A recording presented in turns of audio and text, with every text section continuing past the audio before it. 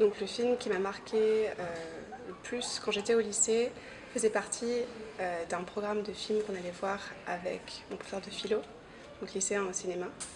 Et il faisait partie d'un des 3 films qu'on a vus cette année-là.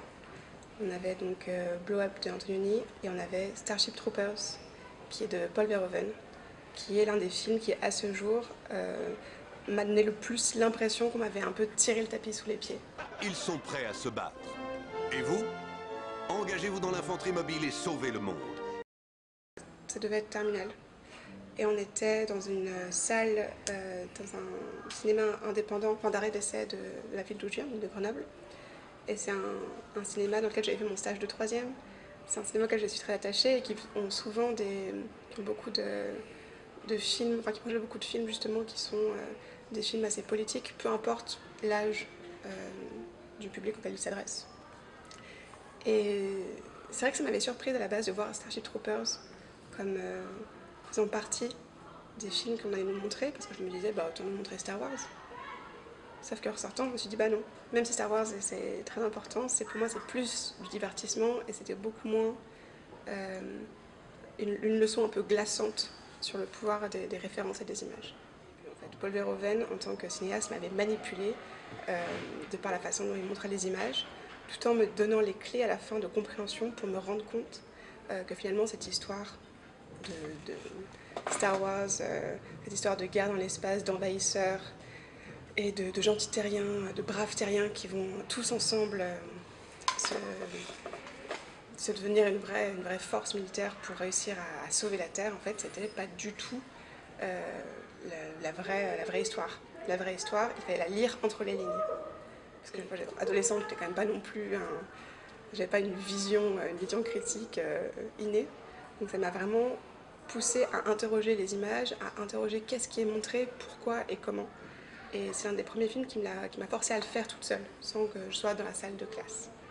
Puisque la Terre est menacée, je ne sais même plus si c'est la Terre ou c'est une alliance de planètes, mais elle est menacée par un monstre. Donc on en entend beaucoup parler pendant un moment, et puis ensuite on les voit, et effectivement ils sont ignobles, ils sont gigantesques, c'est une sorte d'escargot vert limace répugnant. Et on va avoir toute une évolution des différents personnages, on va les suivre, ils incarnent en fait presque des stéréotypes de ce type de film. Donc on va avoir le casse-cou qui finit par prendre le sens de la stabilité. On va avoir la fille un peu forte, un peu brutale qui finit par avoir une grosse perte qui remet en question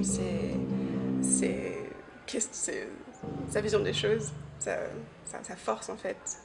C'est une dénonciation très brutale et très cruelle du colonialisme, de l'impérialisme, du fascisme, puisque en fait nos gentils héros terriens, ça va être des soldats qui sont complètement, qui ne se posent pas de questions eux-mêmes, qui suivent aveuglément des pouvoirs qui ont décidé que l'ennemi, ça serait cette chose, qui en fait n'est pas l'envahisseur. L'envahisseur, c'est nous.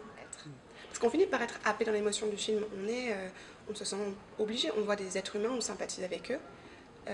On se sent presque obligé de célébrer leur victoire et puis d'être triste pour leur défaite et d'être inquiet pour l'avenir de la planète face à ces choses monstrueuses et répugnantes.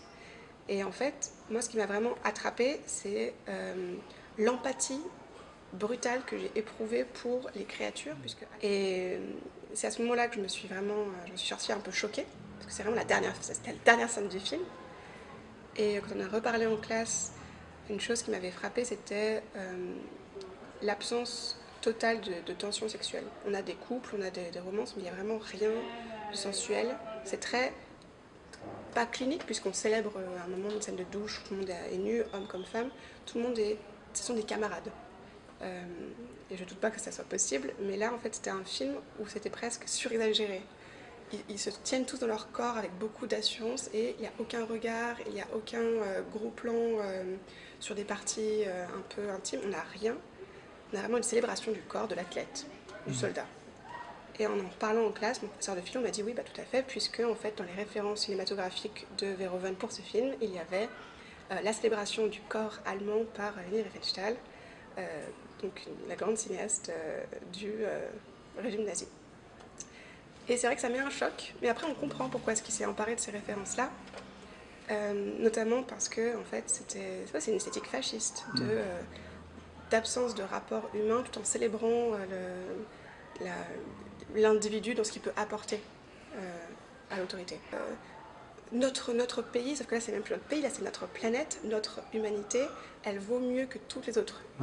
Conscience, notre force, notre capacité, nos gros canons, nos gros vaisseaux spatiaux.